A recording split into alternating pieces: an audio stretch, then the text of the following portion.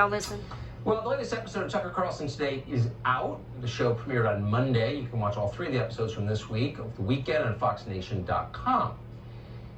An amazing conversation today. We spoke to an immunologist who taught at Harvard called Huna Norchasm. Huge fan of the vaccine. Says it's one of the great marvels of science and America should be deeply proud of it. But the way we're administering it, he suggests, is crazy and it may be dangerous. You should watch this whole thing. Here's part of it. The SARS-CoV-2 virus is not a very complex virus. It's not like HIV. It's not like herpes. It doesn't permanently integrate itself into our genome, into our DNA.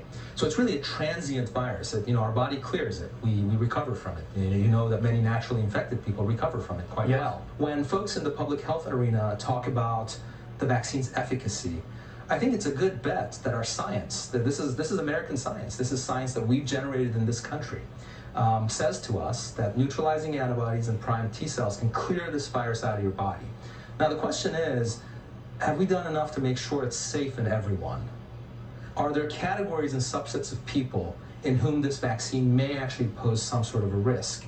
And I think the answer to that is yes. I think that it's going to be a logical and rational approach to using both natural immunity and vaccine immunity. So in other words, if someone's naturally immune, there's no reason to go in and revaccinate them. And in those patients, in those persons, it would actually be an unnecessary medical procedure. Wait. This is a very unusual thing. We are literally in the middle of an outbreak where millions of Americans, as you said, are naturally infected or naturally immune, deploying a vaccine that essentially reactivates the immune response. So the question is, number one, is that a necessary medical treatment? Right. Number two, is that a dangerous medical approach? They delivered an effective vaccine.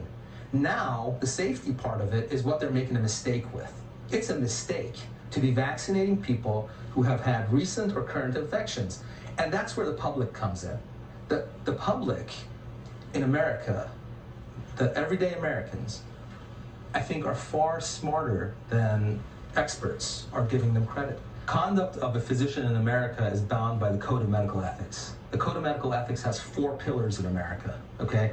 One is beneficence, which means you have beneficent intent. Right. One is non-maleficence. You don't have any sort of maleficent intent towards the patient. One is justice, okay, which you're doing justice to your patient and to the greater whole. And one is the concept of autonomy, patient autonomy. You can't do anything to people by force. You can't mandate someone to get a medical treatment that's either unnecessary or is against their will. And neither 4 of these could override any other one. So you can't say, we're going to benefit the majority, so we're going to override autonomy. Okay? Or we're going to override justice because we want to ensure autonomy. You can't do that either. It goes both ways. It's a certainty that there are going to be people for whom this vaccine is not appropriate or indicated.